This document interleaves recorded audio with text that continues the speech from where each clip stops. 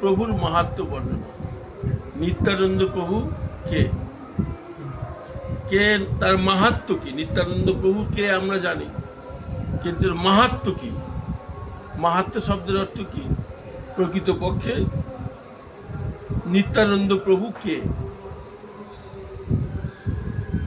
যেমন নামের মাহাত্ম্য কি?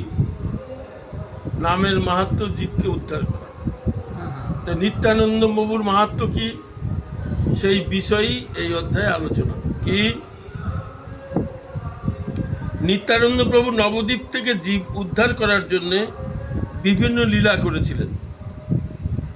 যেমন নানাবিধ অলঙ্কার, বেশভূষা ধারণ এবং তাম্বুল, কর্পূর, চন্দন, মালা, বিভিন্ন বিলাসদ্রব্য ইত্যাদি গ্রহণ ও ব্যবহার করেছিলেন।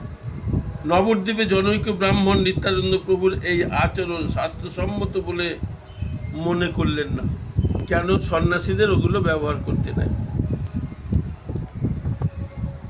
যদিও এই ব্রাহ্মণ শ্রী চৈতন্য মহাপ্রভুর প্রতি দৃঢ় শ্রদ্ধাবান ছিলেন, তাই একদিন তিনি যখন লীলাচলে গেলেন, ওই ব্রাহ্মণ যেদিন লীলাচলে গেলেন মানে পুরীধামে গেলেন, তখন সেখানে শ্রী চৈতন্য মহাপ্রভুকে প্রশ্ন করলেন বিনীতভাবে। নিত্যানন্দ প্রভুর এই ব্যবহারের কথা জানালেন এবং জানতে চাইলেন সন্ন্যাসী কেন এই সব অভূষণাদি ব্যবহার করেন। সন্ন্যাসীদের তো অলঙ্কার পরতে নেই, সন্ন্যাসীদের তো তাম্বুল খেতে নেই, তো এইগুলো কেন করে নিত্যানন্দ প্রভু? এইটা জিজ্ঞেস করলেন কার কাছে? মহাপ্রভুর কাছে, পুরীতে গিয়ে ওই ব্রাহ্মণ।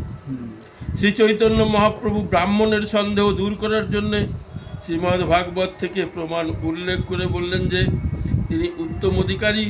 তার মধ্যে আপাত দৃষ্টিতে যে সকল দর্শন করে দোষ বলে মনে হয় তা প্রকৃতপক্ষে দোষ নয়। ভগবান শ্রীকৃষ্ণ সরাট বস্তু, উত্তম অধিকারীর দেহে সেই সরাট বস্তু সর্বদাই অবস্থান করে। তাই উত্তম অধিকারী যে সকল ব্যবহার তা শ্রীকৃষ্ণের সুখের জন্য। যে উনি যেসব ব্যবহার করতেন, সাজাগোজা যা করতেন, সবই কৃষ্ণের প্রীতিবিধানের জন্য করতেন। যেমন শিব কালকুট বিষ পান করে নীলকণ্ঠ নাম ধারণ করেছেন, তা অন্য কোনো জীবের ক্ষেত্রে সম্ভব নয়। উত্তম অধিকারীর অনুকরণ করলে বিনাশ প্রাপ্ত হবে। এবার ওরা হচ্ছে উত্তম অধিকারী ভক্ত।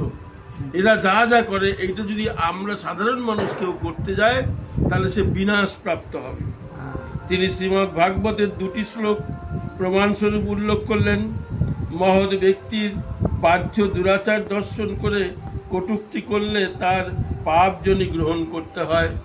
মহৎ ব্যক্তিদের কোনো কিছু দেখে যদি কেউ কটূক্তি করে তাহলে তার পাপ হয়।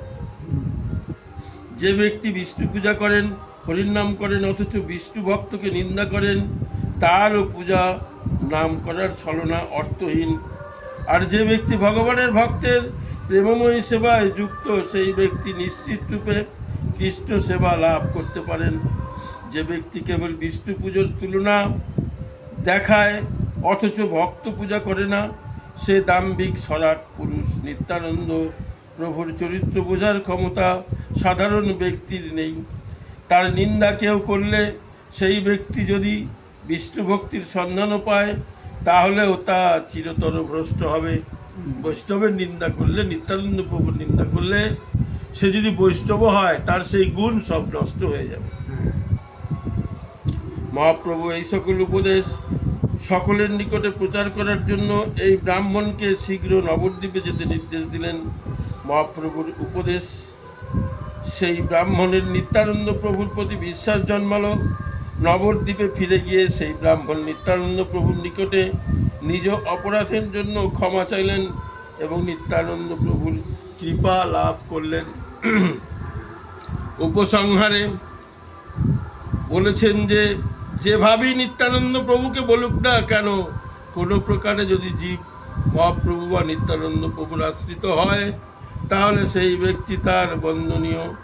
পরিশেষে তিনি গৌর নিত্যানন্দের সেবা অভিলাষ করে অধ্যায় সমাপ্ত করেছেন।